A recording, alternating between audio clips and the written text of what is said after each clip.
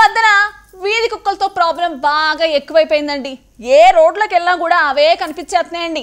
ఎంత తోలుకుంటూ వెళ్ళినా కూడా ఎవరినో ఒకళ్ళు కరవందే వాటికి సాటిస్ఫాక్షన్ ఉండట్లేదండి. అలాంటిది వీధి కుక్కల గురించి ఒక ఆయన సోలో పెర్ఫార్మెన్స్ ఇచ్చేస్తుంటే నాకు సంబంధించిన నాటకంలో నేను యాక్టింగ్ చేయకపోతే మా సెడ్డ పేరు వచ్చేస్తుందని పక్క వీధి నుంచి ఓ వీధి కుక్క వచ్చేసిందండి. అదేందక్క అది వచ్చేస్తుంటే నువ్వేం చేస్తున్నావు? నువ్వు మంచి డాగ్ లవర్ కదా. మారే నేను అప్పుడు సుప్రీంకోర్టు ఇచ్చేసిన తీర్పు గురించి ఏడుతో వీడియోలు చేస్తున్నాను కానీ అసలు విషయం ఏంటో మీరే చూడండి.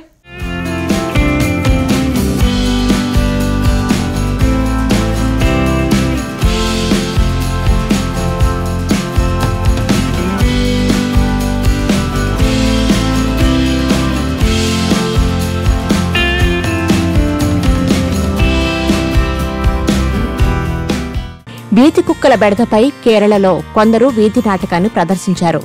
మాపైనే వీధి నాటకాన్ని వేస్తూ మమ్మల్ని చిన్నచూపు చూస్తారా అన్నట్టు ఓ వీధి కుక్క అక్కడకు వచ్చింది. అంతటితో ఆగకుండా ఏకపాత్రాభినయం చేస్తున్న వ్యక్తిని కరిచింది ఆ కుక్క. నాటకంలో తన పాత్రను తానే పోషించింది. ఇప్పుడు ఈ వీడియో సోషల్ మీడియాలో చక్కర్లు కొడుతోంది.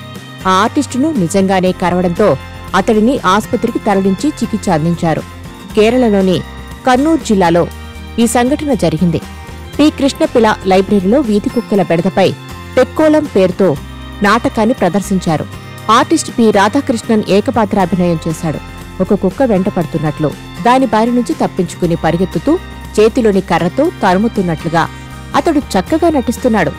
ఇంతలో అక్కడకు సడన్ గా ఒక నల్లని వీధి కుక్క వచ్చేసింది. ఆ నాటకంలో తన పాత్ర ఉన్నట్లుగానే ఎంట్రీ ఇచ్చిన ఆ కుక్క ఆ కళాకారుడిని నిజంగానే కరిచింది.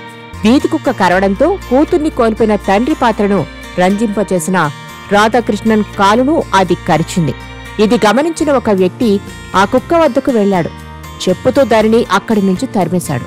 కుక్క కరవడంతో గాయమైన రాధాకృష్ణన్ను చికిత్స కోసం ఆసుపత్రికి తరలించారు. కాగా వీధి కుక్కల దాడుల గురించి అవగాహన పెంచే నాటకంలో ఆర్టిస్టును నిజంగానే కుక్క కరవడం ఈ సమస్యకు అద్దం పట్టింది. ఈ వీడియో క్లిప్ సోషల్ మీడియాలో వైరల్ అయ్యింది. ఎక్స్లో పోస్ట్ అయిన ఈ వీడియోను 1,22,000 మంది వీక్షించారు.